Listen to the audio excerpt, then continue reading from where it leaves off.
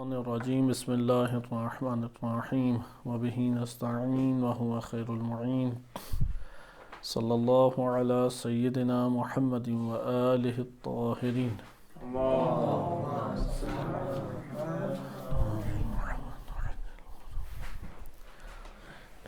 کتاب انسان در عرف عرفان آیت اللہ حسن زادہ عاملی رحمۃ اللہ علیہ کی آپ کے سامنے پیش کی جا رہی تھی۔ اس میں ہم اصل نمبر 12 کے اختتام پر تھے۔ گزشتہ درس میں ہم نے چند عرفانی اصطلاحات کے جو پورے کے پورے علم عرفان نظری میں بار بار تکرار کے ساتھ نام آتے ہیں، ان میں سے بعض اصطلاحات کو ہم نے مطالعہ کیا۔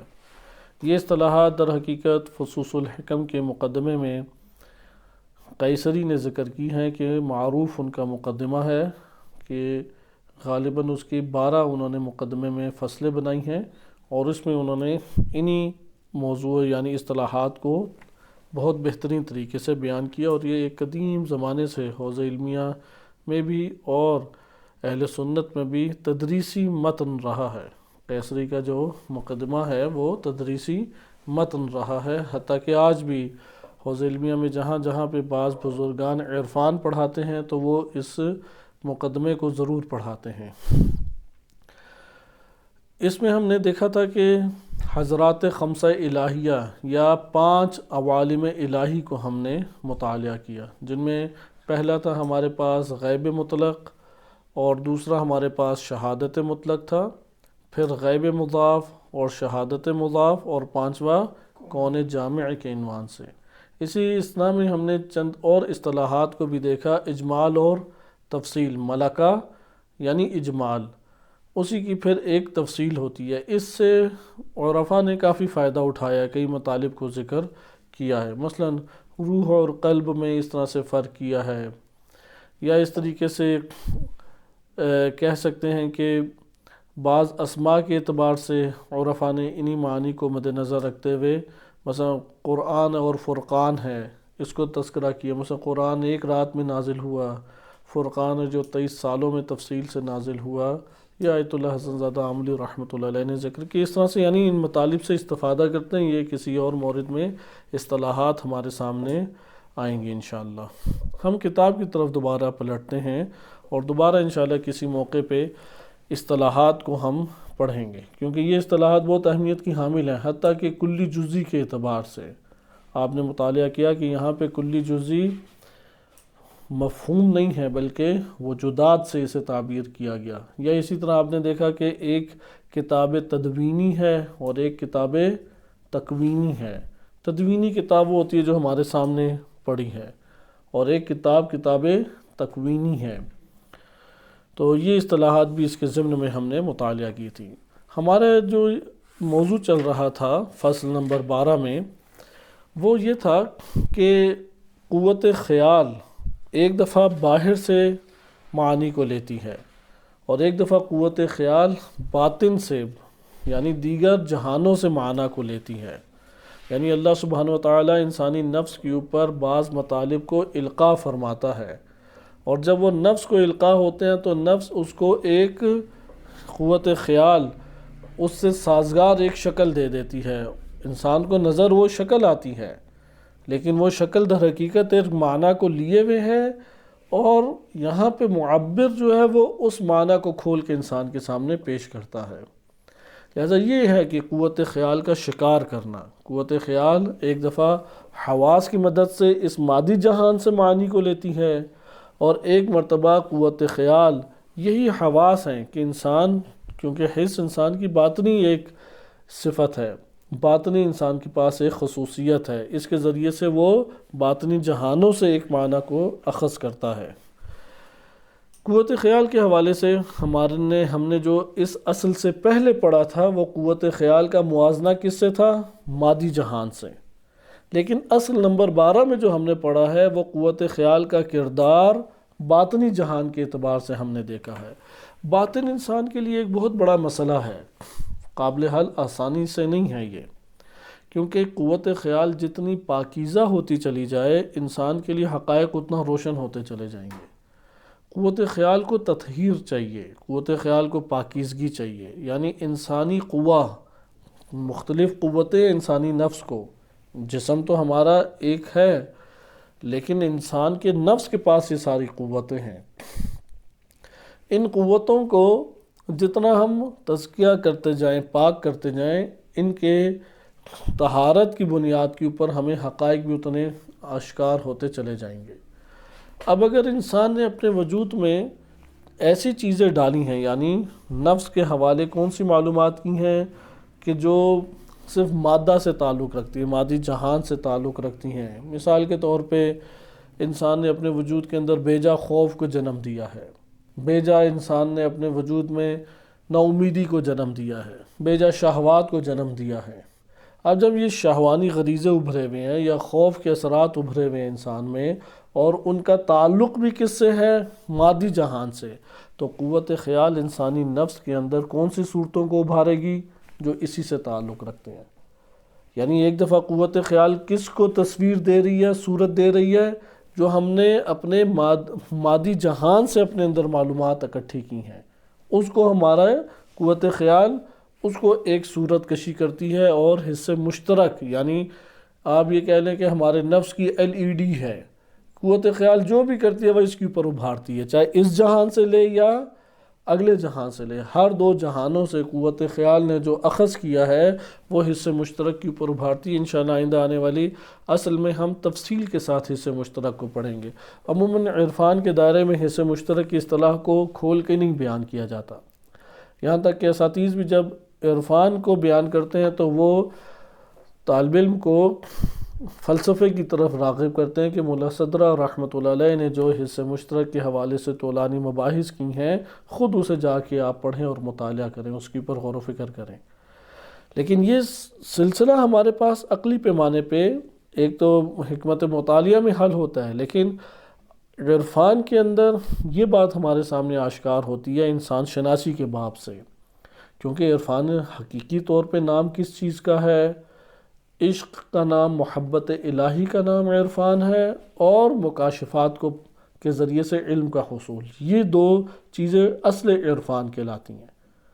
اگر ہم ان دو کو ترک کر کے عرفانی مباحث پڑھتے رہیں، عرفاء کو سنتے رہیں، اخلاقی ان سے استفادہ کرتے رہیں، کچھ ان سے عملی تربیت کے اصول سیکھ لیے ہم نے، یہ ساری کی ساری چیزیں یہ عرفان نہیں کہلائیں گے۔ عرفان حقیقی محبت ہے اللہ تعالیٰ سے، محبت کی اساس پہ عمل کو انجام دینا۔ ایک دفعہ ہوتا ہے کہ مولا قرار دیتے ہیں ہم اللہ تعالیٰ کو، اس اساس پہ میں مثلاً مولا کا حکم ہے، میں عبد ہوں، نماز پڑھتا ہوں۔ ایک دفعہ انسان جو ہے وہ جنت یا جہنم اس کو مد نظر رکھتے ہوئے اپنے لیے ایک وظیفہ قرار دیتا ہے، جہنم سے بچ جاؤں یا جنت میں چلے جاؤں یا ثواب لے لوں۔ ایک دفعہ ہے کہ محبوب کا حکم ہے اور محبت کے عنصر سے وہ اللہ کی عبادت کرتا ہے، یہ عرفان ہے۔ جہاں محبت ہے وہاں پہ عرفان ہے۔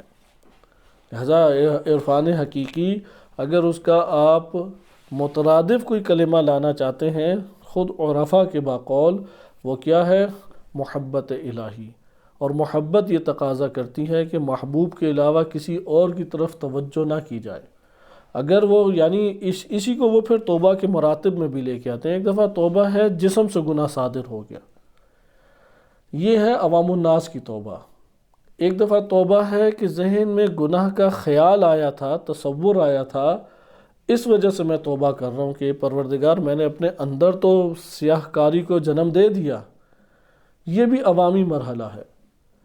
ایک دفعہ توبہ، اب توبہ کے آگے اسی طرح سے مراتب ہے۔ ایک دفعہ توبہ ہے کہ میں نے اے اللہ تجھ سے محبت کی، تو آداب محبت کا تقاضا یہ تھا کہ تیری ذات کے علاوہ کسی کی طرف توجہ نہ کروں۔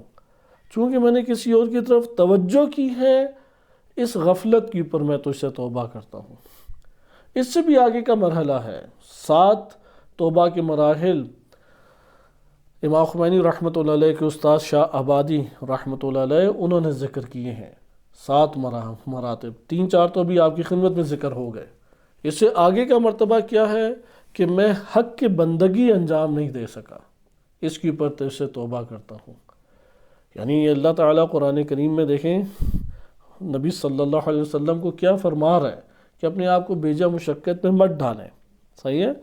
کچھ وقفے سے آپ نمازوں کو ادا کریں، اللہ آپ کے اوپر اس کو مشقت نہیں بنانا چاہتا۔ بڑے پیارے طریقے سے محبت کے ساتھ اللہ نے نبی صلی اللہ علیہ وسلم کو خطاب فرمایا، لیکن نبی صلی اللہ علیہ وسلم تواضع کا ایک احساس کرتے تھے، بندگی کا، کہ میں تمام بندگی، حق بندگی ادا نہیں کر سکا، اس کے اوپر اللہ سے استغفار کرنا۔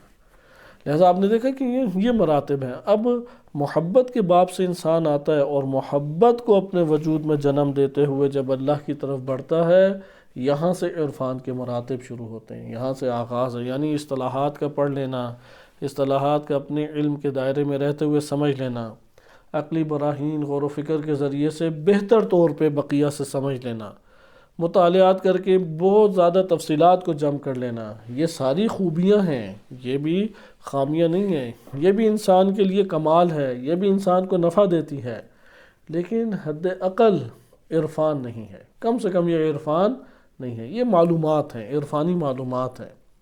عرفان انسان کے عشق اور محبت کی مراتب ہیں، جتنے مراتب طے کرتا چلا جائے گا اتنے اس کے اندر عرفانی جلوے وہ نمایاں ہوتے چلے جائیں گے۔ اور دوسری چیز عرفان کیا ہے؟ وہ روش ہے۔ وہ روش یہ ہے کہ انسان مکاشفات کی اساس پہ تعلیم کو حاصل کرے، مکاشفات کی اساس پہ تعلیم کو۔ اب انسان کو بہت سارے خواب و خیال آتے ہیں، وہ ساروں کو نہیں قرار دے سکتا یہ اللہ تعالیٰ نے میرے حوالے کیے ہیں۔ مکاشفات کی اساس پہ تعلیم سے کیا مراد ہے؟ آپ ایک دفعہ خیر و شر کا فلسفہ عقل کی زبانی سیکھتے ہیں، وہی جو عقل کی زبانی دیا گیا ہے آپ نے مکاشفات کے ذریعے سے بھی اسی کو جانا۔ یہ اب انسانوں کو کم ہی ایسے افراد ہیں کہ جن کو اس طریقے سے تعلیم کا احساس ہو اپنے وجود میں۔ خیر و شر ایک دقیق بحث ہے، اور فلسفے میں جو بات ذکر کی گئی ہے کہ خیر جو ہے وہ وجودی چیز ہے اور شر عدمی چیز ہے، عرفاء بھی یہی بات بیان کرتے ہیں لیکن اپنی زبان میں۔ اب عارف کو کیسے پتہ لگی؟ سوال تو پیدا ہوتا ہے، چونکہ ابن سینا نے بڑی زحمت اٹھائی، کتنے مقدمات اس کے طے کیے، کتنی تفصیلی اس نے وہاں پہ گفتگو کی، ابن سینا نے براہین لے کے آیا، اور اچھے خاصے غور و فکر کا ایک آپ کہہ سکتے ہیں کہ سمندر ہے یہ سارے کے سارے مسائل عقلیہ۔ لیکن یہاں پہ جو عاقل، مفکر اور فیلسوف مطلب اخذ کر رہا ہے، بے عین ہی وہ مطلب کہ کون ہمیں بیان کر رہا ہے، وہ اپنے شعر و شاعری میں مثلا مولانا رومی بیان کر رہے ہیں، یا اسی طرح سے ابو الخیر بیان کر رہے ہیں، یا کوئی اور عارف ہے وہ بیان کر رہا ہے۔ آپ حیران ہوں گے کہ اس کو کیسے پتہ لگا؟ یہ تو نہ کسی مدرسہ گیا، یہ تو نہ کسی استاد کے سامنے اس نے تعلیمی مراحل طے کیے، نہ زانو تلمذ اس نے طے کیا، کچھ بھی تو ان میں سے نہیں اس نے کام کیا۔ پھر اس کے پاس یہ معلومات کیسے ہیں؟ یہ ہیں مکاشفات۔ اس نے تزکیہ نفس کیا، تزکیہ نفس کی اساس پر اللہ نے اس کے سامنے حقائق کو روشن کیا، اور یہ ایک تکوینی امر ہے، یہ بھی خیال رہے۔ جو بھی تزکیہ نفس کا مرحلہ طے کرے گا وہ چیز آشکار ہوگی، یعنی جو بھی آنکھوں کو اپنے، مثلا کسی کی آنکھوں کے سامنے سفید موتیا آ گیا ہے، کسی کی آنکھوں کے سامنے سیاہ موتیا آ گیا ہے، کسی کی آنکھوں کے پر کوئی کسی اور قسم کی جھلی آ گئی ہے، آپ کہیں گے جو بھی اس رکاوٹ کو اپنی آنکھ سے دور کرے گا اسے منظر شفاف نظر آئے گا، اسے کیا ہے؟ شفاف منظر نظر آئے گا۔ یہاں پہ بھی اسی طریقے سے جو بھی تزکیہ نفس کرے گا، وہ شیعہ ہو، وہ سنی ہو، حتیٰ کہ اگر وہ غیر مسلم ہے اس کے لیے بھی یہ راہ ہموار ہوتی ہے۔ اس لیے ہم صرف مکاشفات کی اساس کے اوپر کسی کے صحیح ہونے کا دعویٰ نہیں کر سکتے، ہم کسی کے حقائق تک پہنچنے کی بنیاد کے اوپر معتقد نہیں ہو سکتے کہ یہ یقینی و یقینی طور پہ راہ راست کے اوپر ہے، کیونکہ شیطان بھی صاحبان علم میں سے تھا، وہ بھی جانتا تھا، معلومات رکھتا تھا، عبادت کی تھی، یا دیگر اس طرح اور بہت ساری مثالیں ہیں۔ لیکن بزرگ اساتذہ یہ بات بیان کرتے ہیں کہ فقط مکاشفات کی اساس کے اوپر یا کرامات کی اساس کے اوپر، کہ خارق العادہ لوگوں کے نظر میں جو خارق العادہ ہے، ایسی چیزیں کہ جو عموماً عادتاً نہیں انجام پاتی، آپ اسے توڑ کے دکھاتے ہیں، جیسے ٹرین کو ایک ہاتھ کے اشارے سے روک دینا، ہوا میں اڑتا ہوا دکھائی دینا، اس طرح کا اگر کوئی خارق العادہ آپ عمل انجام دیتے ہیں تو یہ اس کے حق پرست ہونے کی علامت نہیں بنتا۔ حق پرست ہونے کی علامت کیا بنتا ہے کہ وہ اپنی تمام کی تمام ریاضت ہے، عمل ہے، زندگی ہے، وہ قرآن و روایات اہل بیت یا سنت رسول صلی اللہ علیہ وسلم کے مطابق ڈھالے۔ ایک ہمارے دوست ہیں، ان کی ملاقات آیت اللہ حسن زادہ آمولی رحمۃ اللہ علیہ ان کے بیٹے سے ہوئی۔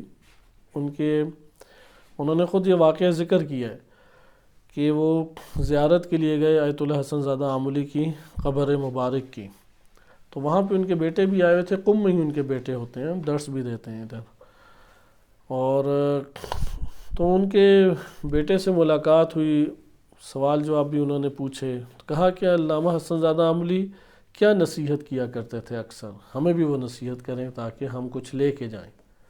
تو انہوں نے کہا کہ وہ تکرار سے یہ بات بیان کرتے تھے، صرف محرمات مانے ہیں، محرمات کو ترک کرو، ہو نہیں سکتا کہ انسان کمال کی طرف نہ جائے۔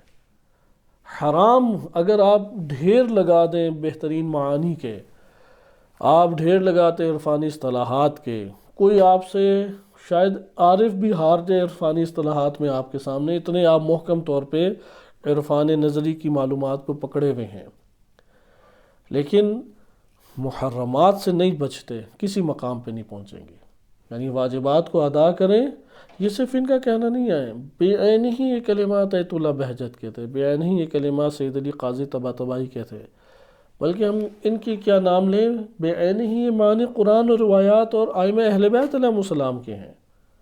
بار بار کہا ہے کہ ورع اختیار کرو، ورع، حرام سے بچو، یا یہ کہ روایات میں وارد ہوا ہے کہ اگر یہ نگاہیں گناہوں سے بچ جائیں تو میں جو دیکھتا ہوں وہ بھی تم دیکھو گے، پردے جو میرے لیے ہٹے ہیں وہ تمہارے قلوب کے اوپر بھی اللہ تعالی حقائق کو منکشف فرمائے گا۔ یا اس طرح سے روایات وارد ہوئی ہیں کہ جو اپنا زیادہ وقت خاموشی کے اوپر لگاتا ہے، خاموش رہتا ہے، خدا اس کے قلب کے اندر حکمت کے ایک گوہر کھول دیتا ہے۔ اب یہ ساری کی اصل ریاضت بھی یہی امر ہے، خاموش رہنا، بیجا گفتگو نہ کرنا، کیونکہ انسان گناہان کبیرہ تو جانتا ہے، 7-8 معروف ہیں یا 10 کر لیں معروف گناہان کبیرہ، بعض دیگر ضابطے احتیاط کی بنیاد پہ مان لیں تو ان کی تعداد ہو جائے گی 20۔ عموماً عام طور پہ آپ دیکھتے ہیں کہ یہ گناہان کبیرہ تو نہیں انجام دیتے، طلاب اور علماء عموماً ان سے بچ جاتے ہیں۔ مثال کے طور پہ ملاقات ہی کم ہوتی ہے کہ غیبت کریں، کم ہی ہے کہ ہر روز ہی غیبت کر رہا ہے بندہ، توبہ طائب ہو جاتا ہے۔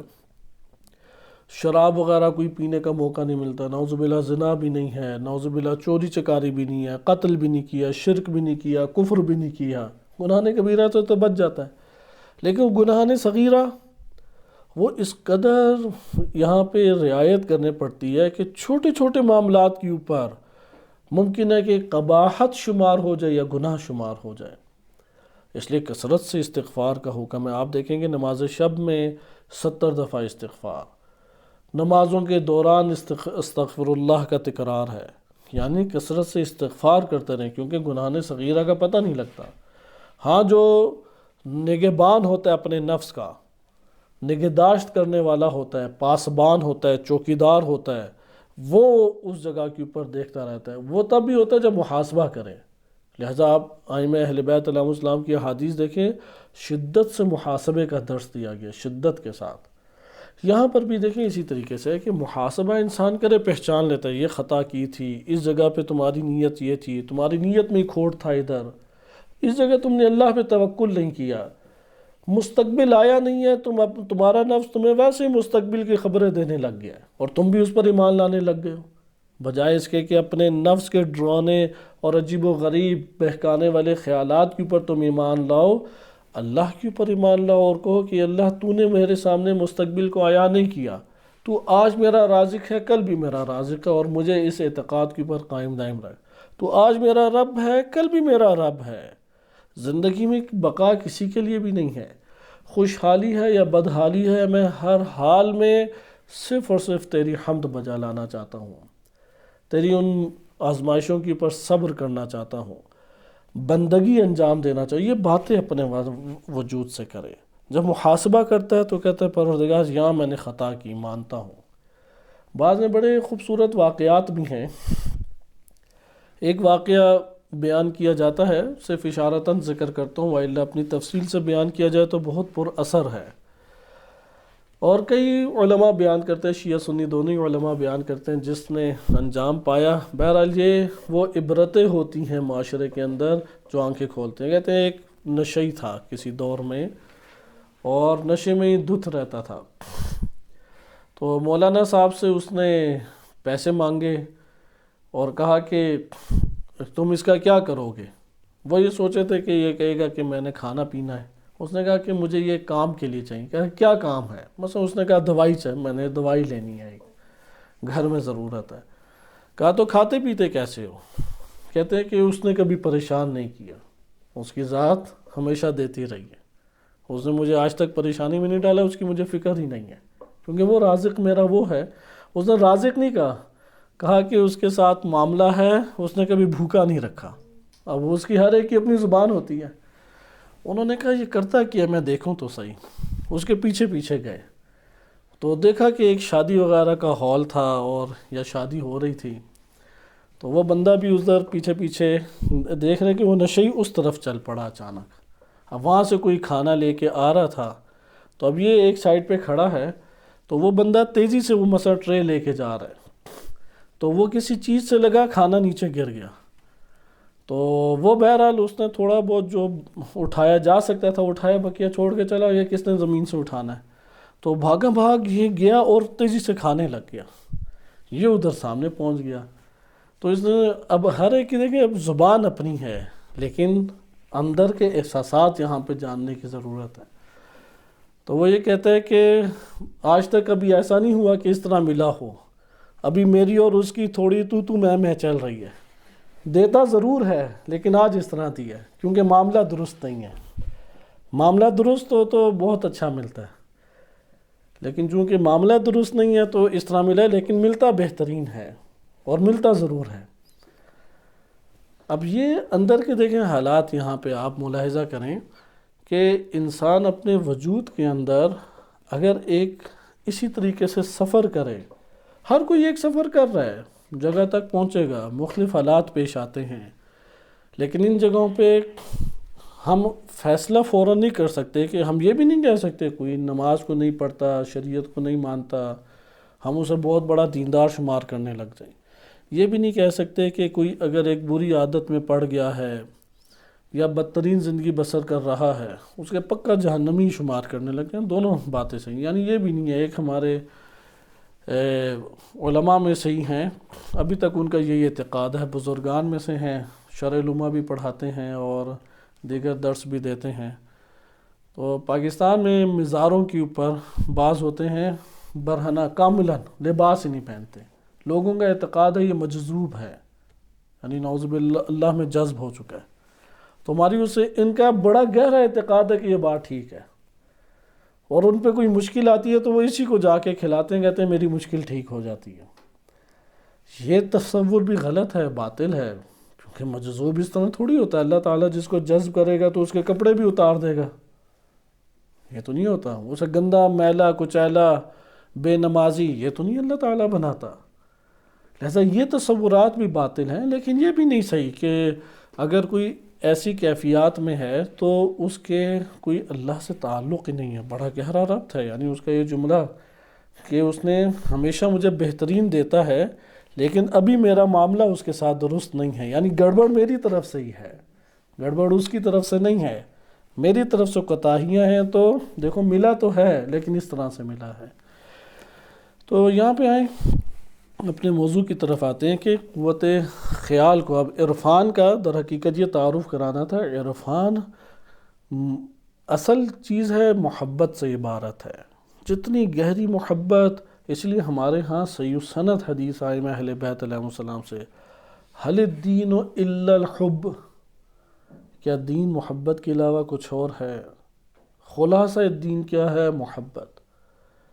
اس لیے پھر امام علیہ السلام نے یہ آیت کریمہ تلاوت فرمائی، قل ان کنتم تحبون اللہ فاتبعونی، اس لیے میں نے عرض کیا کہ وہ جو مجذوب کے نام پہ آپ نے رکھا ہے، کیونکہ مجذوب اصطلاح ضرور ہے عرفان کی، لیکن وہ اپنے اس معنی میں ہے، وہ معنی بھی درست تھا اس کا جو عرفہ ذکر کرتے ہیں، لیکن یہ عوامی تطبیق ہے کہ انہوں نے ایک عجیب، اور ہم یہ بھی نہیں کہتے کہ وہ جس حالت میں بندہ بیٹھا ہوا ہے اس کا کوئی اللہ سے ربط نہیں ہوگا، کوئی ربط، لیکن ہم اس کو یہ نہیں کہہ سکتے یہ اسوہ ہے، یہ آئیڈیل ہے، یہ کوئی بہت پہنچی ہوئی شخصیت ہے، نہیں، ہم اسی کے بارے میں حکم لگائیں گے جو خداوند متعال نے اس کائنات کے اندر ہمارے لیے اسوہ رکھی ہیں، شخصیات، ہستیاں، یعنی انبیاء و ائمہ علیہم السلام۔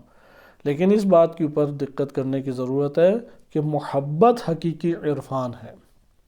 اور نمبر 2، اگر کوئی علم، معلومات، مکاشفات کی اساس کے اوپر آئے، آپ اسے عرفانی تعلیم کہیں گے۔ ان دو کو ہٹا دیں تو عرفان بھی بعض اوقات پڑھتے عرفان ہیں لیکن فلسفی انداز میں، جیسا بھی ہم پڑھ رہے ہیں، یہ پڑھ ہم عرفانی اصطلاحات اور معنی ہے لیکن فلسفی انداز میں، تعلیمی انداز میں۔ تو عرفان حقیقی کیا ہے؟ محبت، اور دوسرا مکاشفات کی اساس کے پر لینا تعلیم۔ لہٰذا یہاں پہ بھی قوت خیال کا آپ نے کردار دیکھا۔ قوت خیال کی ایک ارادہ یہ تھا کہ بعض شارحین نے، جو آیت اللہ حسن زادہ عاملی رحمۃ اللہ علیہ کے شاگردان ہیں، انہوں نے اسی جگہ پہ تفصیلی طور پہ قوت خیال کی طہارت کے موضوع کو بڑے خوبصورت طریقے سے بیان کیا ہے، لیکن بات بہت طویل ہو جاتی۔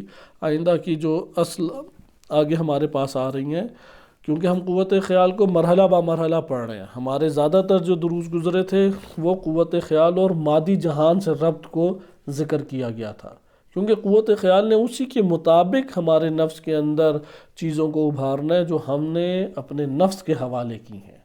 نفس کے حوالے دو جگہ سے ہی چیزیں ہوتی ہیں، یا اس جہان سے ہو رہی ہیں یا اگلے جہان سے ہو رہی ہیں۔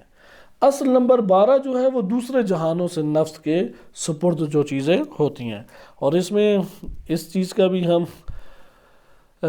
اپنے ذہن میں مطلب کو رکھیں، یا یہ معنی بھی ہمارے ذہنوں سے نہیں نکلنا چاہیے کہ شیاطین کا اپنا ایک کردار ہے، وسوسوں کا اپنا ایک کردار ہے، وہ کہاں پر ہیں؟ ان میں سے وہ ہمارے لیے اسی سطح کے اوپر ہیں، وہ اگلے جہانوں سے تعلق نہیں رکھتے۔ اگلے جہانوں سے جو تعلق ہے وہ فرشتگان کا ہے، اگلے جہانوں سے تعلق ہے ائمہ اہل بیت علیہم السلام کا۔ اللہ سبحانہ وتعالی ان کے توسط سے ہمیں علم عنایت فرماتا ہے۔ یہ شیاطین ہیں، اس دنیا میں ہم نے اپنے عمل سے ربط دیا ہے، لہذا یہ ہمارے وجود کے اندر مراحل ہونے چاہیے، اس لیے بات سے بات نکلتی چلی گئی، وہ اصل محور ہمارے پاس ہونا چاہیے، چونکہ اصل نمبر 12 اختتام پذیر ہو رہی ہے۔ اس کا جو آخری حصہ ہے وہ طولانی آپ کی خدمت میں ذکر نہیں کیا جائے گا، کیونکہ آخری حصے میں معاد جسمانی سے متعلق 12 اصل ذکر کیے ہیں، کیونکہ وہ معاد جسمانی قابل فہم آسانی سے نہیں ہے بحث، ہمارے ہاں تو فوراً ہی عرفان اور فلسفہ کے جو مخالفین ہیں ایک سیکنڈ میں اس بحث کو شروع کر دیتے ہیں، نہ اصطلاح کا پتہ ہے، نہ مقدمات کا پتہ ہے، اور اعتراض پہ اعتراضات۔ اور جو مدافع ہیں، بہت سارے ایسے دفاع کرنے والے ہوتے ہیں وہ بھی ان مقدمات سے نہیں گزرے، ان کو یعنی صحیح طریقے سے مقدمات کا علم نہیں ہے، بحث کا صحیح طریقے سے علم نہیں ہے، وہ بھی صحیح جواب نہیں دے پاتے۔ لہٰذا یہاں پہ آیت اللہ حسن زادہ عاملی رحمۃ اللہ علیہ نے اس موضوع معاد جسمانی کو مرحلہ با مرحلہ طے کیا ہے۔ ہم پہلے جانے تو صحیح کہ عرفاء کیا کہتے ہیں معاد جسمانی کے بارے میں، بعد میں ہم یہ فیصلہ کریں گے آیا یہ قرآن کے ظاہر کے مطابق ہے یا نہیں، صحیح ہے؟ ہم یہ نہیں کہتے جو عرفاء نے ذکر کیا فوراً ہی منوعاً قبول کر لیں۔ خلاصہ کلام جو بات سے بات نکل رہی تھی، اس میں قوت خیال کے چیپٹر کو ایک مرحلے سے دوسرے مرحلے تک ہم نے پہنچایا، کیونکہ اس کا آگے بھی مرحلہ ہے، سب یہاں تک نہیں ہے، کیونکہ اگلا مرحلہ ہے طہارت قوت خیال، یہ آپ آخری مرحلہ کہہ سکتے ہیں معلومات کے اعتبار سے جو کتب میں آئی ہیں، وَإِلَّا اگر باطنی مراتب کے اعتبار سے جو احساس کرنا ہے تو پھر تو سفر بہت طویل ہے، لیکن اگر کلیات کو جمع کر کے معانی کو لینا ہے تو آپ کہہ سکتے ہیں کہ قوت خیال سے یہ تیسرے مرحلے کی بحث ہے جو انشاءاللہ آگے ہم پڑھیں گے، لیکن 2 مرحلوں کی بحث قوت خیال میں ہم نے پڑھ لی۔ ایک یہ تھی کہ خارج سے ایک معنی ہمارے نفس میں منتقل ہوتا ہے، وہ معنی یا صورت جب منتقل ہوتی ہے تو جو اگر وہ خیر ہے تو خیر سے وابستہ سازگار صورت کشی حص مشترک کے اوپر قوت خیال کا قلم کر دے گا، اور اگر وہ شر ہے تو وہ انتہائی بری تصویر کشی حص مشترک میں کرے گا۔ انسانی نفس براہ راست حص مشترک کے ساتھ وابستہ ہوتا ہے اور اسے دیکھ رہا ہوتا ہے۔ ممکن ہے آپ یہ کہہ لیں یہ نام سمجھانے کے لیے رکھے ہیں، اندر تو اس طرح سے کیٹیگریز کا احساس انسان کو نہیں ہوتا، لیکن سمجھانے کے لیے آپ یہ اگنور کر لیں۔ بہرحال قوت خیال کا کام کیا ہے معانی کو صورت دینا۔ معنی اگر خارج سے آئے تو قوت خیال اسی معنی کے مطابق ہوتا ہے، یہ بہت اہم چیز ہے، اسی معنی کے مطابق صورت دے گی۔ مثلا محبت ہے آپ کو کسی شخص سے، وہ بندہ مر گیا، زندگی بھر اس نے نمازیں پڑھی ہوئی نہیں تھی، لوگوں کے خوب مال بھی اس نے غصب کیا ہوا تھا، شیاطین کے ساتھ زندگی بسر کی ہوئی تھی، آپ کو اپنی محبت کی وجہ سے وہ بڑا خوشحال نظر آ رہا ہے، آپ کی ماشاءاللہ بڑا نورانی اس نے لباس پہنا ہوا تھا اور بڑا خوشحال نظر آ رہا ہے، بڑی بہترین زندگی بسر کر رہا ہے۔ غرب میں یہ والے پروگرام کافی چلتے ہیں۔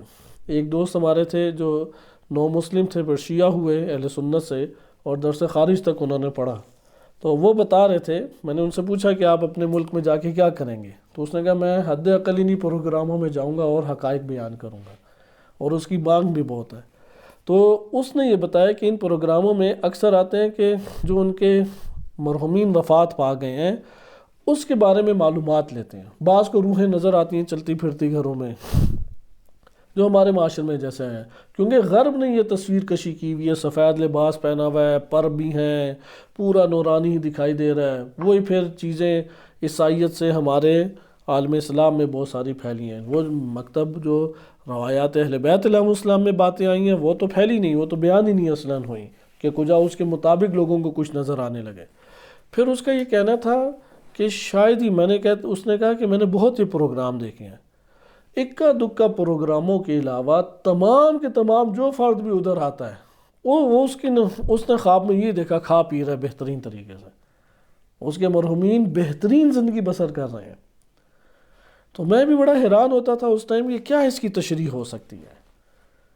پرانی بات ہے، تقریباً آج سے 10 سال پرانی، 11 سال پرانی بات ہے کہ وہ یہ ذکر کرتا تھا سب کو اپنے مرحومین بڑے بہترین نظر آتے ہیں۔ عرفان اس بات کو آ کے حل کرتا ہے کہ تمہارے اندر جو محبت کا جذبہ ہے اس محبت سے سازگار معنی آپ کی قوت خیال بنا کے آپ کے نفس میں آشکار کرتے، اس لیے آپ کا دیکھنا کوئی حقیقت نہیں رکھتا وہاں پہ۔ وہ تو مشرکین کو بھی، کافرین کو بھی اپنے مرحومین ہمیشہ اچھی حالت میں ہی اور بہترین صورت میں نظر آ رہے ہوتے ہیں۔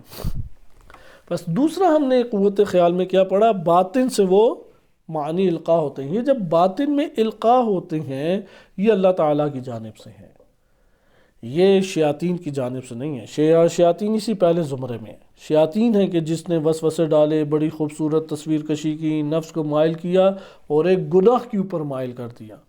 ہمارے یہاں ایک اور بھی ایک حد تک آپ یہ کہہ سکتے ہیں کہ غفلت برتی گئی ہے، گناہوں کی ترتیب عجیب و غریب طریقے سے لائی گئی ہے۔ مثلا سستی کو گناہ نہیں شمار کرتے، غفلت کو گناہ نہیں شمار کرتے، ہمارے ہاں سستی اور کاہلی گناہ نہیں ہے۔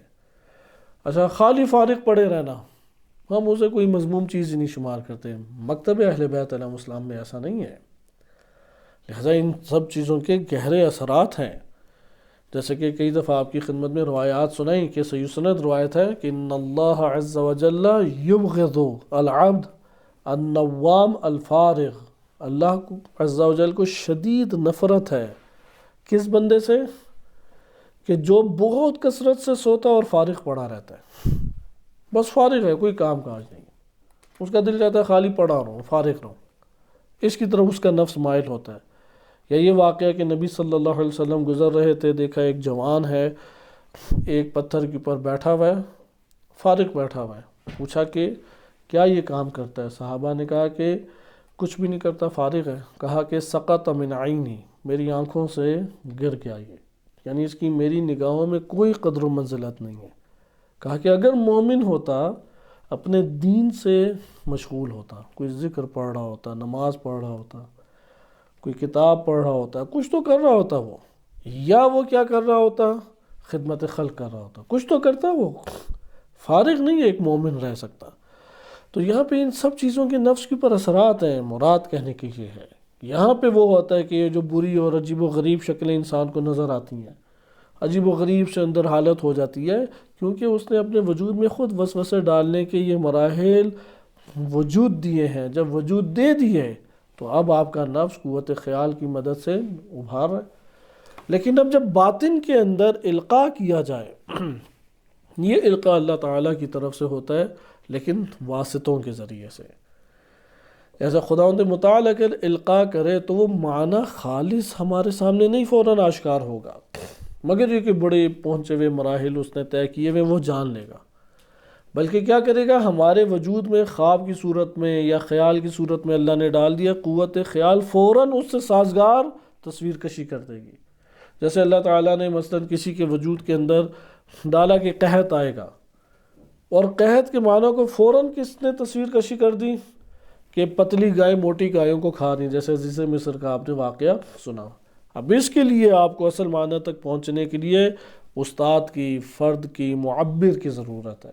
اور بعض اوقات ہوتا ہے کہ خالص معنی بھی دے دیتے ہیں، قوت خیال عین مطابق واقع اس کو ظاہر کرتی ہے آپ کے لیے، اور بالکل واقع کے مطابق ہوتا ہے۔ یہ القاعات اس کو اشراقات بھی کہتے ہیں۔ یہ اصل عرفان کا موضوع ہے، عرفان یہاں پر موجود ہے، اسے کہتے ہیں مکاشفات، اس سے تعلیمات حاصل کرتے ہیں۔ یہاں پہ انسان نے قوت خیال کو جتنا طاہر کیا، جتنا اپنے حواس کو طاہر کیا، دیکھنے کی حس، سننے کی حس، چکھنے کی حس، لمس کرنے کی حس، حس کرتا ہے انسان چیزیں، جتنا حس کیا اتنا انسان کے لیے حقائق آشکار ہوں گے۔ بہت ساری ایسی چیزیں، جنت کا پھل کھایا، اب جنت کا پھل اس طرح سے مادی صورت میں تو سامنے نہیں آیا، کھایا اس نے اپنے وجود کے اندر کھایا، اس کے اثرات ہیں، یہ ممکن ہے رمز ہوں، ان رمز کی طرف اشارہ ہو۔ بہتی نہریں ہیں، بہتی نہریں اسی کی طرف اشارہ ہو، ان کے خیال کے اندر اللہ تعالیٰ یعنی خیال کی مدد سے ایک چیز کو آشکار کیا، اس کے ماوراء ایک معنی ہے جو اللہ تعالیٰ بیان کرنا چاہتا ہے۔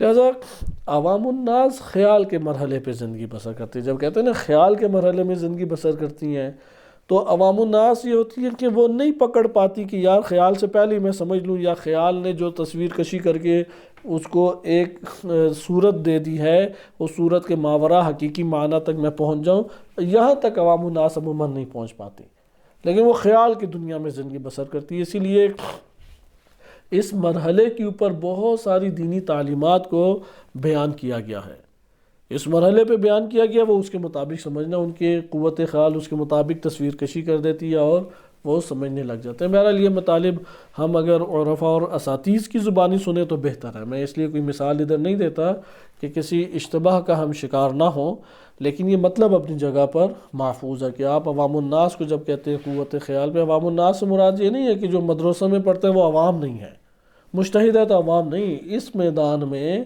ممکن ہے مجتہد ہو، عامی سطح پہ زندگی بسر کر رہا ہو، عالم دین ہو، مجاہد ہو، بڑا مبلغ ہو، بڑا پاکیزہ ہو، عوامی مرحلے پہ زندگی عوامی مرحلہ یعنی وہ ابھی قوت خیال سے آگے نہیں بڑھ سکا، وہ مطالب میں مجرد معانی کو نہیں لینے کے ابھی قابل بن سکا، ابھی وہ اسی مرحلے کے اوپر زندگی بسر کر رہا ہے۔ یہ ہمارے پاس تھا کہ اندرونی دنیا سے لیتا ہے، صحیح ہے، سبوحات بھی اسے کہتے ہیں، اشراقات کہتے ہیں۔ اشراق یعنی سورج کی آپ نے کرن دیکھی ہوگی، اچانک کمرے کے اندر جب کھڑکی سے یا روشن دان سے جھلک کے زمین کے اوپر پڑتی ہے تو کتنی روشنی کو بکھیر دیتی ہے، کتنی چیزوں کو عیاں کر دیتی ہے۔ یہ بھی اشراقات ہیں جو اللہ تعالیٰ کی طرف سے آتے ہیں، وہ نفس کے اوپر پڑتے ہیں، روشنی کو بکھیر دیتے ہیں، چیزیں روشن اس کے سامنے، انسان کے سامنے ہو جاتی ہیں۔ اس لیے شہاب الدین سہروردی انہوں نے اشراقات کا لفظ بہت استعمال کیا ہے، کلمہ نور کا لفظ بہت استعمال کیا ہے۔ اسی طریقے سے سبوحات ہیں، فیوزات ہیں اللہ کی طرف سے، مکاشفات ہیں، نام مختلف ہیں لیکن حقیقت ان سب کے ماوراء ایک ہی ہے کہ دیگر جہانوں کے حقائق وہ ہمارے نفس کے اوپر جلوہ ہوتے ہیں، اور پھر جب آئینہ نفس کے اوپر وہ جلوہ گر ہوتے ہیں، قوت خیال اس کو تصویر کشی کرتی ہے، اور پھر ہمیں وہ شکل و صورت میں نظر آتے ہیں۔ وہ شکل و صورت ان کو جو عطا کی ہے وہ قوت خیال نے دی ہے، پیچھے وہ خالی کیا ہیں؟ معانی۔ یعنی آپ یہ کہہ دیں کہ لباس پہنا دیا قوت خیال نے، اب ان حجابوں کو ہٹانا پڑے گا، پھر وہ حقیقت ہمارے لیے عیاں ہوگی۔ اور قوت خیال جتنی طاہر ہوگی، جتنی پاکیزہ ہوگی، اتنا قوت خیال کے حوالے معانی ہوتے رہیں گے۔ یعنی رکاوٹ وہاں سے نہیں ہے کہ جاری نہ ہو، رکاوٹ ہماری جانب سے ہے اس طرف بھی۔ یعنی آپ کہیں گے میں تو ہمیشہ یہ کوشش کرتا رہا، وضو کر کے سوتا ہوں، سورہ واقعہ بھی پڑھتا ہوں، آیت الکرسی بھی پڑھی، قل هو اللہ بھی پڑھا، اور اللہ سے دعا کرتے کرتے سو گیا، مجھے تو کچھ نظر ہی نہیں آیا۔ مسئلہ اس طرف سے اللہ کی طرف سے نہیں ہے، اللہ کی طرف سے تو ہے کہ یہ حقائق کا سمندر بہہ رہا ہے، سمندر۔ یہاں پر فرق ہے کہ اس نے حجاب باندھے ہوئے ہیں کہ اس سمندر سے تعلق پیدا نہ ہو۔ اگر حجاب انسان اپنے وجود میں ہٹا لے تو اس کی ظرفیت کے مطابق وہ پر کر جائے گا، سمندر تو بہتا چلا جائے گا۔ لہذا اللہ کی طرف سے تو بخل نہیں ہے، جواد ہے۔ خدا کی طرف سے تو سخاوت ہے، خدا کی طرف سے عطا ہے، لیکن عطا ذی الحق کو ہوتی ہے، جو حق رکھتا ہے۔ اور حق یہ ہے کہ جتنا پاکیزہ کیا اتنا جلوہ گر ہوتا ہے، اور یہ آزما کے ہر کوئی دیکھ سکتا ہے، کیونکہ تکوینی امر ہے۔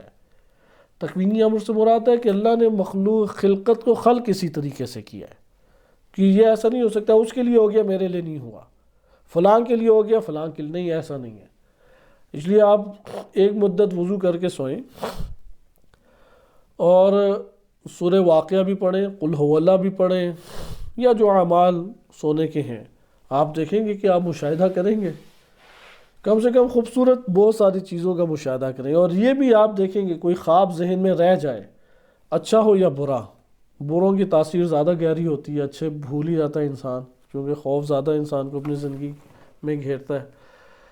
تو آپ دیکھیں گے اس کے اندر اگر چیز خوبصورت ہے تو حسن بھی زیادہ ہے، اور بد ہے تو وحشت بھی زیادہ ہے۔ یہ ہے کہ دنیا کا جو واسطہ ہے وہ در حقیقت شدت کو کم کر دیتا ہے، جب واسطہ ختم ہو جائے تو پھر شدت اور زیادہ اجاگر ہو جاتی ہے۔ اس لیے جو یہ نفسیاتی امر پیش آتے ہیں وہ بہت شدید انسان کے وجود کے اوپر اثر انداز ہوتے ہیں، کیونکہ اس کے اندر شدت زیادہ پائی جاتی ہے۔ تو یہ آپ نے دیکھا کہ اندرونی طرف سے قوت خیال ہمارے لیے جال کی مانند ہے۔ پرندے کو پکڑنے کے لیے جال نہیں پھینکتے، انسانی نفس کی یہ قوتیں کیا ہیں؟ یہ شکاری کے جال سے ہیں۔ یہ بھی عرفاء کی اصطلاح ہے کہ شکار کرو۔ شکار کرنے کے لیے تعبیر علامہ حسن زادہ عاملی رحمۃ اللہ علیہ اور ان کے شاگردان ہی بیان کرتے ہیں کہ فجر سے پہلے جو سحری کا وقت ہے وہ شکارگاہ کی طرف چلنا ہے، سفر کرنا ہے اپنے تمام آلات لے کے۔ جیسے ہی فجر کا وقت داخل ہو گیا اب شکار کریں آپ۔ اس لیے جو عمل انجام دیں گے آپ شکار کر رہے ہیں حقائق کو، وہ حقائق آپ کے وجود کے ساتھ وابستہ ہو رہے ہیں، آہستہ آہستہ آپ کے لیے وہ چیزیں آشکار ہونا شروع ہو جائیں گی۔ لیکن جتنا شکار کر سکتے کریں، کیونکہ مدت کب تک ہے؟ جب تک سورج نہیں نکلتا۔ سورج نکل آیا تو ٹائم بھی ختم ہو گیا، اب شکار کا ٹائم نہیں ہے، اب اگلے دن کا انتظار کریں۔ پھر اگر ٹکراؤ ہو جائے دو میں سے ایک وقت جاگ سکتا ہوں، کون سا وقت جاگوں؟ تو بیان کیا ہے انہی عرفاء نے کہ آپ سحری کا وقت ترک نہ کریں، سحری کا وقت کسی صورت ترک نہ کریں۔ فجر کے ٹائم بے شک سو جائیں نماز پڑھ کے، اگر مشقت پیش آ گئی دو میں سے ایک کو آپ برپا کر سکتے ہیں۔ اصل تو یہی ہے، نعمت الہی سے استفادہ کرتے ہوئے ہر دو وقت کا اہتمام کریں۔ یہ انسان کامیاب انسان ہے، زیرک ہے، دین میں چلاک شمار ہوگا، دین کے اندر عقل مند شمار ہوگا، دونوں سے استفادہ کر لیا اس نے۔ لیکن جو سو جاتا ہے فجر کے ٹائم سورج نکلنے سے پہلے پہلے، روایات بھی اہل بیت علیہ السلام کی ہیں کہ شدید ترین مکروہ وقت ہے، کراہت ہے شدید، لیکن یہ جاب پیش افراد ہیں، مصروف لوگ ہیں، ان کے لیے مشکل پیش آتی ہے۔ اس میں آپ اعمال دیکھیں مفاتیح الجنان سے، اور ایک ایک عمل کو یا ذکر کو اختیار کر لیں امام کی اساس کے اوپر۔ معاملہ بھی اللہ تعالیٰ سے یہ کریں کہ یہ پروردگار میرے لیے امام کا یہ قول آشکار ہوا، مجھے اپنی زندگی میں تو نہیں استاد ملا جس سے میں لے لیتا، تو میرے استاد یہی اہل بیت علیہ السلام ہے، میں ان کی اساس پہ لے رہا ہوں۔ اور اس کو ایک مدت حد اقل 40 دن اور حد اکثر 1 سال اسے چلائیں، حد اکثر 1 سال، اس کے پھر گہرے اثرات نمایاں ہوتے ہیں۔ حتیٰ کہ شیطانی راہیں بھی یہی ہیں۔ آپ یہ اگر پڑھیں شیاطین کو کہ اس حوالے سے مختلف محققین ہیں، خصوصاً جو ایران میں ایک بڑی شخصیت جوانوں میں مقبول ہے رائفی پور، اس نے بڑا کام کیا ہوا ہے۔ تو اس نے ذکر کیا ہے دنیا میں جتنی بھی فحاشی پھیلی ہوئی ہے اس کا آغاز کہاں سے ہوا، اس نے اس چیز کا تذکرہ کیا ہے کہ یہ جو احرام مصر ہے اس کا شیطانوں سے بڑا گہرا تعلق ہے۔ یہ جو مصر میں احرام مصر فرعونوں کے قائم ہے، تو اس میں اس نے تحقیقات کر کے خود کتابوں کے نام اور حوالوں کے ساتھ یہ بات ذکر کی ہے، کیونکہ اسے عبرانی بھی آتی ہے اور انگلش بھی آتی ہے، اور عبرانی بہت قوی آتی ہے اسے، عربی، عبرانی، انگلش، فارسی 4 زبانوں میں ماہر ہے وہ۔ تو اس نے یہودیوں کی کتابیں پڑھی ہیں، اس بندے کا نام بھی لکھا ہے اور ریفرنس بھی دی ہیں کہ قدیمی کتابوں میں یہ ہے کہ ایک یہودی تھا، وہ جو ممی اسے کہتے ہیں فرعون کی نا، اس ممی کے سامنے احرام مصر کے اندر اس نے 40 روزہ چلہ کاٹا ہے، اور بیٹھا بھی خاص انداز میں تھا۔ خاص انداز ہوتا ہے نا، جیسے اس طرح کر کے چوکڑی مار کے بیٹھنے کا انداز، جسے آپ کہتے ہیں یوگا، کاملاً یوگا۔ یوگا میں اسی لیے علماء مخالف ہیں، علماء ان ورزشوں کے نہیں مخالف، لیکن اس سٹائل کے مخالف ہیں کہ کہتے ہیں کہ یہ چونکہ ان سے مشابہ ہے اس لیے اسے انجام نہ دیں، کہ آپ اپنے آپ کو پورا تمرکز کریں ایک طرف اور اس طرح خاص انداز کر کے آپ بیٹھ جائیں۔ وہ 40 دن اس طرح سے بیٹھا، تو تب ابلیس اس کے پاس آیا، اس نے تعلیم دی، اس نے طریقے بتائے، اور اس سے یہ فحاشی کی دنیا ہمارے سامنے کھلی ہے۔ اس نے یہ فحاشی کی دنیا طور طریقے متعارف کرائے، وائلہ آپ تنہائی میں بیٹھیں آپ کو طریقے ہی نہیں صحیح طریقے سے سمجھ آئیں گے۔ آج کل تو یوٹیوب چاہتے نہ چاہتے بہت ساری قباحتیں جو ہے وہ چھوٹے چھوٹے بچوں کی نگاہوں کے سامنے آ جاتی ہیں، اس لیے اس وقت پوری دنیا میں جکڑ لیا اس نے۔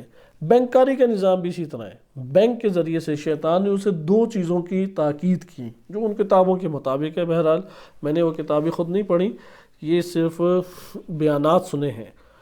2 چیزوں کی تاکید کی، اور یہ قرآن کے مطابق بھی ہے۔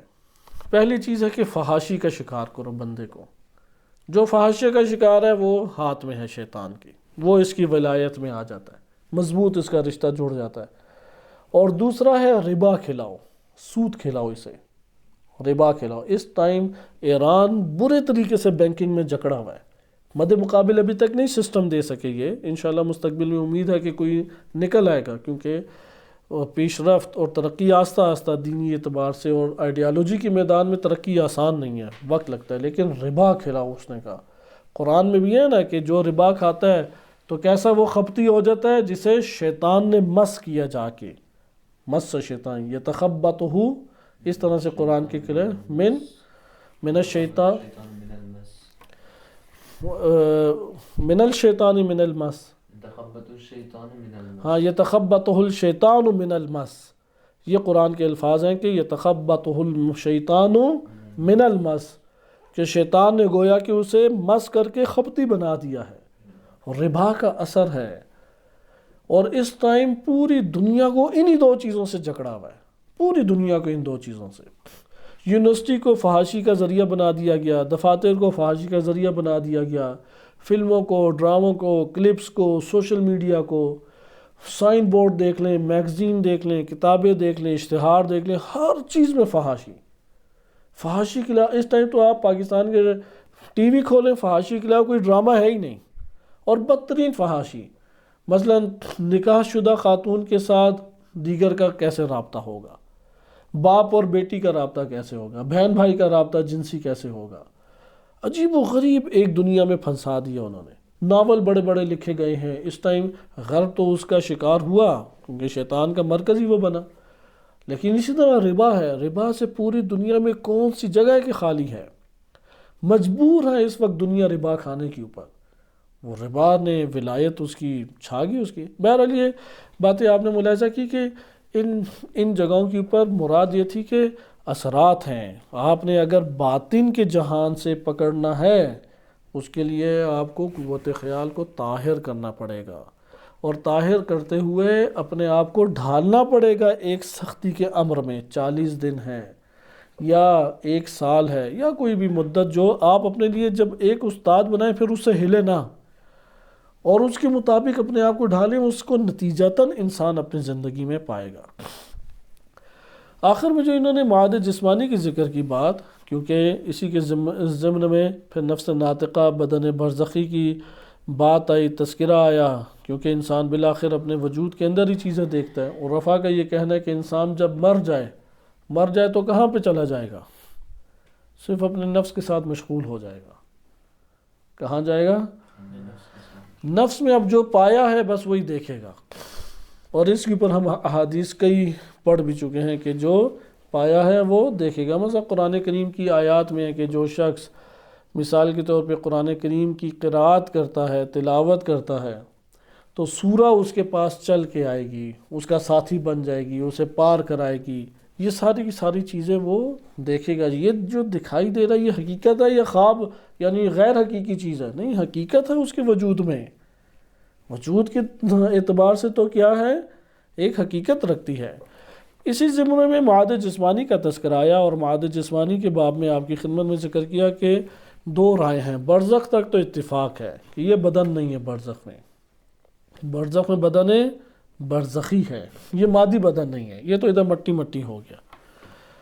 لیکن قیامت کے بارے میں اختلاف ہے۔ فقہا، محدثین، مفسرین اکثر بیشتر شیعہ سنی دونوں ظاہر قرآن سے استفادہ کرتے ہوئے یہ نتیجہ لیتے ہیں کہ یہی مادی بدن دوبارہ اللہ تعالیٰ زندہ کرے گا، روح سے ربط پیدا ہوگا، اور ساری نعمتیں اور ساری عذاب ہر دو مادی ہوں گے۔ یہ بات فلاسفہ اور عرفا کسی صورت قبول نہیں کرتے اور بہت اعتراضات کرتے ہیں، اور وہ کہتے ہیں کہ جسم ضرور ہے، کیونکہ روح بدون جسم نہیں ہے۔ یہی ہم نے گزشتہ درس میں بھی پڑھا کہ اگر عالم عقول ہے یا غیب مضاف ہے، اگر عالم غیب مضاف میں فرشتے ہیں اور فرشتوں کے ساتھ یہ ہستیاں بھی موجود ہیں جو انسان کامل کہلاتی ہیں، تو فرق کہاں پہ ہے؟ تو ہم کہیں گے فرشتوں کو اللہ نے جسم نہیں دیا اور ان ہستیوں کو جسم، کیونکہ روح بدون جسم نہیں ہے۔ ادھر بھی یہ کہتے ہیں کہ روح بدون جسم نہیں ہے۔ تو معاد جسمانی میں جسم ہے، لیکن جسم اسی ماحول سے اور اسی جہان سے سازگار ہے، اسی جہان سے، مثلا مادی جہان میں ہے تو مادی جہان سے جسم سازگار ہے، مادی یا جسم۔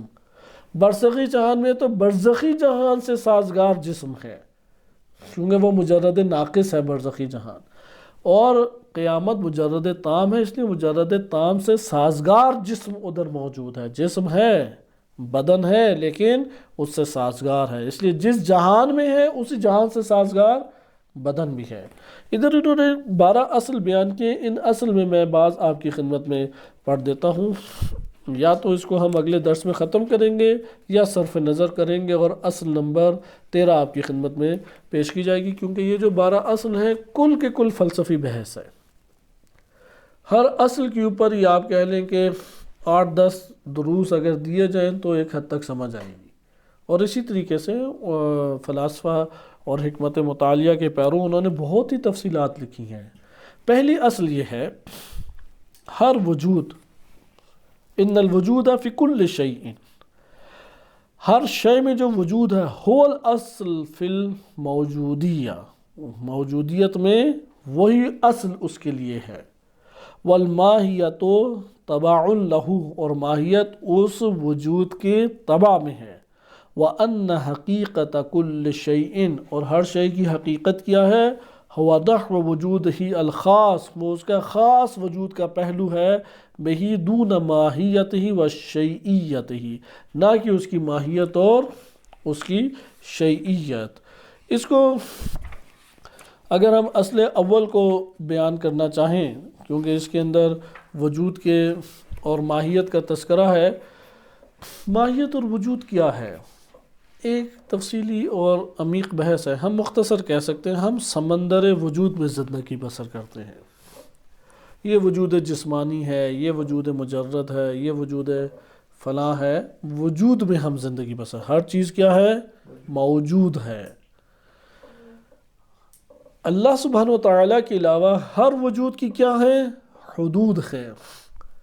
حدود وجود کو ماہیت سے تعبیر کیا جاتا ہے، حدود وجود کو ماہیت سے تعبیر کیا جاتا ہے، چونکہ ہر وجود کی کیا، اللہ کے علاوہ ہر وجود کی حد ہے۔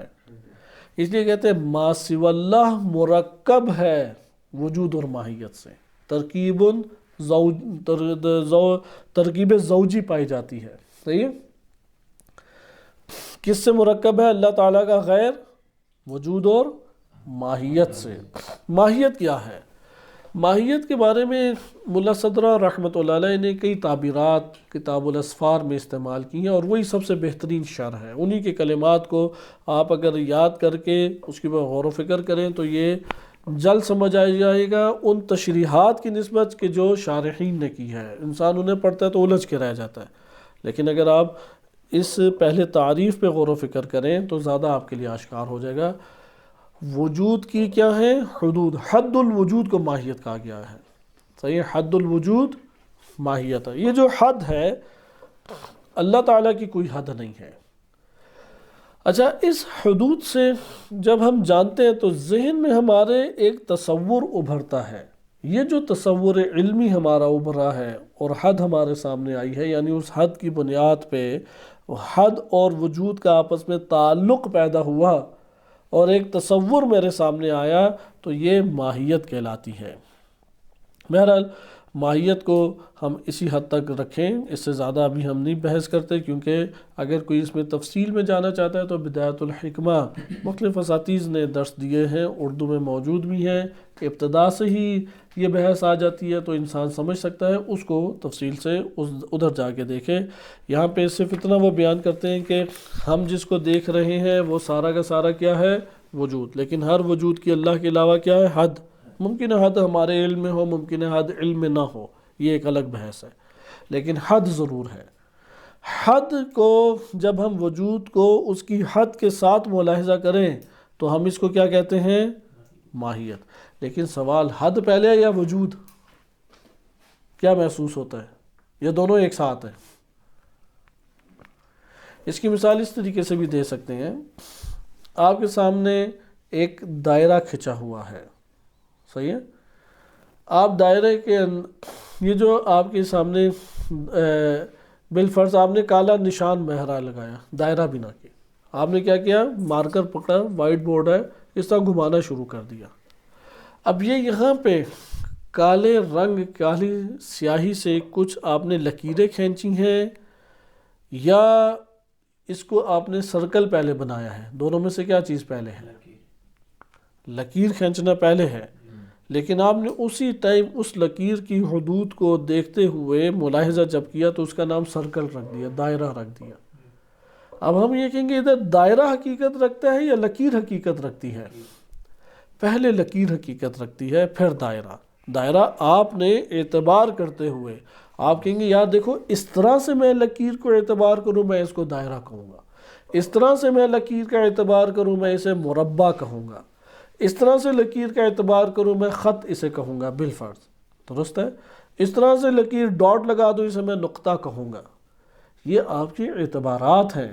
یہ اعتبارات آپ کیوں کر رہے ہیں؟ اس لکیر کی حدود سے آپ استفادہ کر رہے ہیں۔ اسی طرح ہر وجود سے آپ ایک استفادہ اس طور پہ کرتے رہتے ہیں، لہذا وجود پہلے ہے اور پھر ماہیت ہے، کیونکہ ماہیت ہے حد الوجود، ظل الوجود بھی کہا گیا، وجود کا سایہ، صحیح ہے؟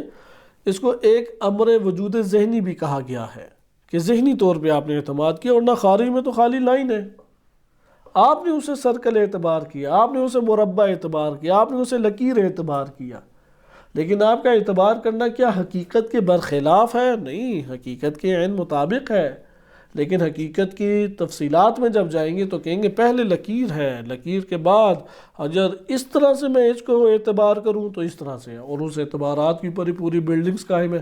اگر کوئی کہے کہ یہ اعتبار خالی فرضی چیز ہے، پھر تو کوئی بھی دنیا میں بلڈنگ ہی نہ کھڑی ہو سکے۔ یہ ساری بلڈنگیں انہی اعتبارات کی وجہ سے ہیں۔ بہرحال ادھر انہوں نے اس بات کو ذکر کیا کہ اصالت خارج میں کوئی بھی جہان ہو، مادی جہان ہو، غیر مادی جہان یعنی مجرد ہو، کوئی بھی جہان ہو، حقیقت وجود رکھتا ہے، اور اس کے بعد ماہیت اس کی طب میں ہے، طبع میں ہے ماہیت۔ اور عرفا ماہیت کو کہتے ہیں، فلاسفہ اصل میں ماہیت کے ذریعے سے کیا بات سمجھانا چاہتے ہیں؟ اساتذہ نے یہ ذکر کیا ہے، اپنا جملہ میرا نہیں ہے، علامہ حسن زادہ عاملی جیسے آیت اللہ ضیائی ہے حافظہ اللہ تعالی، بزرگ شخصیت ہے، بڑے بہترین واقع اور جاذب استاد ہے، اور بیان میں بہت قوی ہیں، کسی کا مطالب کے بیان میں قوی ہونا بہت بڑی خصوصیت ہے جو کسی کو سمجھا دے، بہت بڑی بات ہے۔ ان کا یہ کہنا ہے کہ عرفا جس کو عیان ثابتہ کہتے ہیں، حکمہ اس کو ماہیت کہتے ہیں۔ صحیح ہے؟ عرفا جس کو عیان ثابتہ ہم نے کیا کہا تھا؟ کسی وجود کا اللہ کے علم میں ہونا، وجود علمی، اشیاء کا علمی وجود۔ صحیح ہے؟ اللہ سبحانہ و تعالیٰ کے علم میں اشیاء کا علمی وجود کیا کہلاتا ہے؟ عیان ثابتہ سے ایک تعبیر تھا۔ اسی کو وہ ماہیت فلسفے میں قرار دیتے ہیں۔ ماہیت جب قرار دینا چاہتے ہیں، اب ہم وجود اور ماہیت کو ان تمام قضایا سے ہٹ کے جب دیکھتے ہیں تو مشکل کا شکار ہوتے ہیں، لیکن ماہیت ایک علمی وجود ہے۔ ماہیت جب وجود اور عدم کے دامن سے نکل آتی ہے اور لباد وجود پہن لیتی ہے تو خارج میں متحقق ہو جاتی ہے، یعنی اللہ کے علم کے عین مطابق خارج میں جب اس کا تحقق ہو، اسے کہتے ہیں وجود اور ماہیت، یعنی وہی ماہیت اب لباد وجود میں آ گئی۔ صحیح؟ اس سے بحث سے بعض نتائج ہمارے سامنے آتے ہیں، اگرچہ آپ کو یہ خشک اور بے اثر سی ایک بحث لگ رہی ہوگی، لیکن اس کے نتائج آگے بہت گہرے ہیں۔ ملا صدرہ رحمۃ اللہ علیہ کا پورا مکتب فلسفی اسی نظریے پہ کھڑا ہے، کیونکہ ان سے پہلے وہ کہتے تھے ماہیت اصل ہے، وجود بعد میں ہے۔ ملا صدرہ رحمۃ اللہ علیہ نے ترتیب آ کے، یعنی حقائق دیکھ رہے ہیں، حقائق کی تشریح نہیں ہو رہی، یہ کہہ لیں۔ ملا صدرہ سے پہلے فلاسفہ حقائق دیکھ رہے ہیں عقل کے پیمانے پہ، لیکن تشریح نہیں صحیح کر پا رہے۔ یہ ترتیب درست کر دی ملا صدرہ رحمۃ اللہ علیہ نے آ کے، اور بتایا نہیں وجود پہلے ہے، ماہیت بعد میں ہے۔ پورا کا پورا فلسفہ ہے انہی 2 چیپٹرز پہ، یا وجود کی خصوصیات اور احکام بیان کیے جا رہے ہیں، یا ماہیت کے احکام بیان کیے جا رہے ہیں۔ درست ہے؟ ٹوٹل فلسفہ اسی کے اوپر منحصر ہے، اور پھر ہم اس وجود سے نکل کے، ممکن سے نکل کے اللہ سبحانہ وتعالیٰ پر منتقل ہوتے ہیں۔ یہ انہوں نے سب سے پہلی بات بیان کی۔ اور حکمت مشاء ایک فلسفی ایک ہے مکتب، اور حکمت مطالعہ ایک مکتب ہے، ہم اس کی تفصیلات سے صرف نظر کرتے ہیں۔ صرف اتنا آپ کی خدمت میں ذکر کیا جاتا ہے کہ خارج میں ہر شے موجود ہے، اور ماہیت ایک امر اعتباری ہے، لیکن امر اعتباری سے مراد خیالی نہیں ہے، فرضی نہیں ہے۔ اعتباری سے کیا مراد یہ ہے؟ اعتباری سے مراد ہے کہ خارج میں اس کو انتزاع کیا گیا ہے، وجود کی حدود سے انتزاع کیا گیا، لیا گیا ہے، اخذ کیا گیا ہے۔ کہاں سے؟ وجود کی حدود۔ جیسے دائرے کا تصور آپ نے اخذ کیا ہے لکیروں کے انداز سے، لکیروں کے انداز سے آپ نے اخذ کیا دائرہ، وإلا باہر دائرہ تھا، باہر تو لکیر ہے، کسی نے یوں لکیر لگا دی، کسی نے یوں لکیر لگا دی، کسی نے یوں لکیر لگا دی۔ آپ نے جب ان لکیروں کو خود اخذ کیا، خود لیا، تو تب آپ نے کیا؟ ایک خاص انداز میں اخذ کیا۔ اسی لیے انہوں نے اس بات کو لکھا ہے کہ ہمارا ذہن ہے کہ جو ان کو انتزاع جب خارج سے حدود کو مد نظر رکھتے ہوئے کرتا ہے، تو اب جو ذہن نے حاصل کیا وہ کیا کہلائے گا؟ ماہیت۔ ادھر ایک سوال پیدا ہوتا ہے، اس سے پتہ لگے گا کہ یہ جو میں نے جتنی بات کیا کچھ آپ کو معلوم ہوئی ہے یعنی بعین ہی۔ یہ سوال میں نے ایک بہت بڑے استاد ہیں یہاں پہ، آیت اللہ سید یزدان پناہ حافظہ اللہ تعالی، بہت بڑی شخصیت ہیں، تفسیر میزان کے ایک عرصے سے دروس دے رہے ہیں اور نہایہ کا درس خارج بھی دیتے ہیں۔ آپ کے پاس جو ماہیت ہے، وجود اصیل ہے، حقیقت وجود کا ہے، لکیر اصل ہے۔ ہم نے ماہیت کو کیا کہا؟ اس وجود کی جو حدود ہیں، اس حد کو مد نظر رکھتے ہوئے میرے ذہن نے اخذ کیا، انتزاع کیا، جو میرے ذہن نے حاصل کیا ہے، اس حاصل شدہ چیز یا تصویر یا صورت کو میں کیا کہہ رہا ہوں؟ ماہیت۔ درست ہے؟ یہ ماہیت خارج میں ہے یا نہیں ہے؟ لیکن کس کی طب میں ہے؟ وجود لکیر ہی ہٹا دے تو پھر ہے دائرہ، پھر تو کوئی دائرہ نہیں ہے۔ اس طرح کہتے ہیں ماہیت ہے، لیکن اب جو اصل میں تھی، جیسے لکیر تھی اصل میں، ہم نے اسے وجود دیا، جو لکیر کی اساس میں سامنے آ رہی ہے اسے ہم نے کہا اعتباری۔ ادھر اعتباری اصل کے مقابلے میں ہے، اعتباری خیال اور فرض کے مقابلے میں نہیں ہے۔ لیکن سوال یہ پیدا ہوتا ہے، ماہیت خارج میں ہے تو آپ تو کہہ رہے ماہیت ذہن میں ہوتی ہے یا ماہیت خارج میں ہوتی ہے؟ کیونکہ آپ نے کہا نا انتزاع ہے، آپ نے خود ایک اخذ کیا ہے مفہوم، اخذ کیا ایک صورہ، اخذ کیا ایک معنی، تو پھر یہ کیسے خارج میں ہے؟ تو اس کے اوپر انہوں نے جواب دیا کہ خارج سے مقایسہ کرتے ہوئے اصل میں آپ اخذ کر رہے ہیں، اگر خارج میں نہ ہوتی تو کہاں سے آپ کے ذہن میں آتی؟ لیکن خارج میں بھی اس کا وجود کے طب میں ہے، ماہیت جو متحقق ہے خارج میں بھی وجود کے ضمن میں ہے، وجود نہ ہو تو ماہیت بھی نہیں۔ لیکن اگر وہ حد اگر خارج میں نہ ہوتی تو آپ کے ذہن میں انتزاع ہوتی، آپ کے ذہن میں اخذ ہوتی، آپ کے ذہن میں لی جاتی۔ پس اصل ماہیت جب آپ نام رکھتے ہیں وہ ایک امر ذہنی ہے بلا شک و شبہ، لیکن یہ امر ذہنی خارج سے اخذ ہوا ہے، اعتبار خارج سے ہوا ہے، خارج سے آپ نے لیا، اور خارج میں چونکہ اس کا تحقق وجود کے طب میں ہے، اس لیے وہ یہ کہتے ہیں کہ یہ اصیل وجود ہے اور ماہیت اعتباری ہے۔ یہاں پہ ایک مثال سے بیان کر کے، کیونکہ بقیہ اصل جو ہیں وہ ظاہراً ایسا کہ پڑھنے کی فرصت مہیا نہیں ہوگی، مثلا آپ کہتے ہیں کہ انہوں نے کتاب میں بھی چند مثالیں دی ہیں، اور چلیں ان مثالوں کو اگلے اس میں بیان کریں گے، آپ صرف اتنا سور رکھ لیں۔ مثلا ایک سوال میں ابھارتا ہوں تاکہ اس حد تک ہماری بات ختم ہو جائے۔ ہم جو خارج سے انتزاع کر رہے تھے وہ وجود سے انتزاع ہوا ہے ایک معنی، یا حد وجود سے ہوا ہے؟ وجود یعنی یہ جو دائرہ میرے ذہن میں دائرے کی صورت آئی ہے، یہ لکیر سے آئی ہے یا لکیر کے ذریعے سے جو حد ایک قائم ہوئی تھی اس سے آئی ہے؟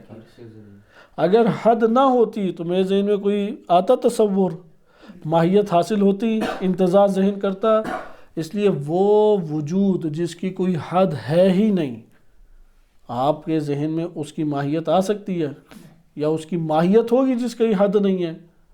اللہ سبحانہ و تعالیٰ کی چونکہ حد نہیں ہے اس لیے اس کی ماہیت بھی نہیں ہے، یہ ایک قاعدہ اور ضابطہ ہے۔ دوسرے اصل میں کوئی خاص چیز نہیں ہے، میں صرف پڑھ دیتا ہوں، لیکن انشاءاللہ اگلے درس میں ہم اس کو دیکھیں گے۔ ہر شے مشخص ہوتی ہے، ما یتمیز بہ، جس چیز کے ذریعے سے بھی ایک شے دوسری سے جدا ہو رہی ہے، ہوا عین وجودہ الخاص، وہ اس کا خاص وجود ہے۔ کائنات میں ہر چیز دوسری شے سے جدا ہو رہی ہے یا نہیں؟ دیکھیں یہ یاد رکھیں، ذہن کے باہر کی دنیا میں ہر شے جب مشخص ہے، معین ہے، تو وہ دوسرے سے جدا ہو رہی ہے تو مشخص اور معین ہے نا۔ یہ جو دوسرے سے معین اور مشخص ہو رہی ہے، وجود کی اساس پر ہے یا ماہیت کی اساس پر ہے؟ کیا محسوس ہوتا ہے؟ یعنی ایک دائرہ دوسرے دائرے سے جدا ہو رہا ہے، تو اس میں لکیر جدا ہو رہی ہے یا دائرہ جدا ہو رہا ہے، حد جدا ہو رہی ہے؟ حقیقت میں کون سی چیز جدا ہو رہی ہے؟ حد اس کی جدا ہو رہی ہے یا وہ لکیر ہے کہ جو جدا پہلے کھنچ رہی ہے؟ لکیر پہلے جدا کھنچے گی یا اس سے جو ظاہر ہوگا وہ پہلے جدا کھنچے گی؟ یہ یاد رکھیں، یہ لکیر والی مثال ٹھیک نہیں ہے اس زمرے میں، سمجھانے کے لیے میں نے بیان کی ہے تاکہ تصور ذہن میں صحیح بن سکے۔ وَإِلَّا یہ جو اشیاء کی ہم نے کہا ہے کہ وجود کی حد ہوتی ہے، اس سے کیا مراد ہے؟ اس سے مراد یہ 6 فٹ کا یا 5 فٹ کا جسم تو نہیں ہے، اس سے مراد ہے کہ اس کی روح کے اندر کتنی توان ہے۔ ہمیں نہیں حدود اشیاء کی پتہ لگ سکتی مگر یہ کہ دین آگے بتائے۔ اب مجھے کیا پتہ یہ جو میرے سامنے ایک فرد موجود ہے اس کی روح کی کیا حدود ہیں، اس کی صفات کی کیا حدود ہیں، میرے علم میں تو نہیں ہے۔ کتنا بخیل ہے، کتنا سخی ہے، اگرچہ ایک جگہ رہے تو کافی پتہ لگ جاتا ہے۔ جو پلیٹ کی طرف دیکھنے بھی نہ دے تو کہتے ہیں اس کی ایک حد تک ہمیں سخاوت کی حد پتہ ہے، اتنی بھی اجازت نہیں دیتا ہاتھ لگا لیں، بعض ہاتھ لگانے کی اجازت دیتے ہیں، یہ ایک الگ ہے، لیکن صحیح حدود ہمیں نہیں پتہ لگ سکتی۔ ادھر دوسری اصل کو سمجھیں، دوسری اصل کیا ہے وہ بیان کرتے ہیں۔ ہر شے جب دوسری شے سے جدا طور پر مشخص ہو رہی ہے، جدا ہے یا نہیں، اشیاء جدا ہو کے معین ہے یا نہیں؟ ادھر سے ایک بہت بڑا ہم نے قاعدہ اٹھا لینا ہے، اس لیے بہت توجہ سے آپ دیکھیں۔ ہر چیز دوسری شے سے ہمیں خارج میں جدا نظر آتی ہے، جب جدا نظر آتی ہے تو وہ کس اساس کے اوپر جدا ہو رہی ہے؟ اپنے خاص وجود کی اساس کے اوپر جدا ہو رہی ہے یا ماہیت کی بنیاد کے اوپر جدا ہو رہی ہے؟ بالفاظ دیگر بورڈ کے اوپر آپ نے 10 دائرے لگا دیے، ان 10 دائروں میں ایک چھوٹا، ایک بڑا، ایک متوسط، 3 دائرے سمجھ لیں۔ ان 3 دائروں میں تینوں کو دائرہ کہہ رہے ہیں یا نہیں؟ ہم نے دائرہ کہنا کیا قرار دیا تھا، وجود یا ماہیت؟ ماہیت۔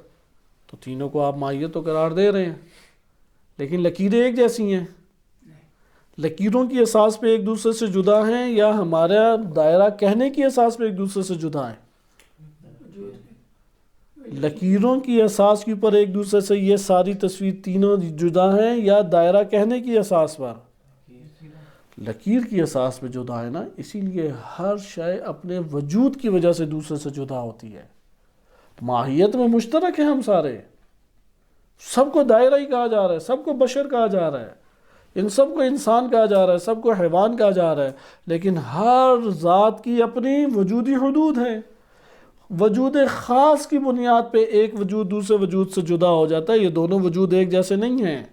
اگرچہ ہم کہتے ہیں کہ جناب حمزہ بھی کیا ہے، انسان، اور ابو جہل بھی انسان ہے، انسان آپ کہہ دیتے ہیں، لیکن دونوں کا وجود خاص کاملاً جدا ہے۔ کہاں جناب حمزہ کا وجود خاص اور ان کی ہستی، اور کہاں پہ یہ پست ترین ایک وجود، دونوں کا وجودی جو معاملہ ہے وہ ایک دوسرے سے جدا ہو جائے۔ اس لیے دوسرا ضابطہ یہ ہے کہ اس جہان کے اندر، چاہے مجرد ہو، غیر مادی جہان ہو یا مادی جہان ہو، ہر جہان میں ہر شے جس اساس کے اوپر ایک دوسرے سے جدا ہو رہی ہیں اور مشخص ہو رہی ہیں، وہ بعین ہی اس کا وجود خاص ہے، اور وجود و تشخص اس مقام پر دونوں ذات کے اعتبار سے ایک ہے، اگرچہ معنی اور مفہوم کے اعتبار سے اور اسم اور نام کے اعتبار سے جدا ہیں۔ ایک وجود ہے اور ایک مشخص ہے۔ مشخص ہونا نتیجہ ہے وجود کا نا، جتنا وجود ہے اتنی تشخیص مشخص ہوگا۔ ذاتاً آپ جدا کر سکتے ہیں مشخص اور وجود کو خارج میں، ذاتاً ایک ہی ہیں، مشخص اور وجود دونوں ایک ہی ہیں، لیکن مفہوم کے اعتبار سے تشخص آپ کہیں گے ایک شے کا نمایاں ہونا، وجود کیا کہیں گے، ایک شے کا متحقق ہونا۔ صحیح ہے، ایک شے اپنے طور پہ متحقق ہونے کے بعد نمایاں ہوتی ہے نا، اگر ہوتی نہ تو مشخص کہاں سے ہوتی، پہلے متحقق ہوگی اور پھر نمایاں ہوگی۔ اس لیے وہ کہتے ہیں مفہوم کے اعتبار سے تشخص اور وجود ایک دوسرے سے کیا ہے، جدا، مفہوماً جدا ہے، نام بھی ان کا جدا ہے یا نہیں، الفاظ بھی جدا ہے، لیکن خارج میں جب آپ مصداق دیکھیں گے تو آپ کو ہمیشہ کیا نظر آئیں گے، متحد نظر آئیں گے، وجود اور مشخص۔ انشاءاللہ بقیہ اگلے درس میں ملاحظہ کریں گے۔ صلی اللہ علیہ سیدنا محمد وآلہ الطاہرین۔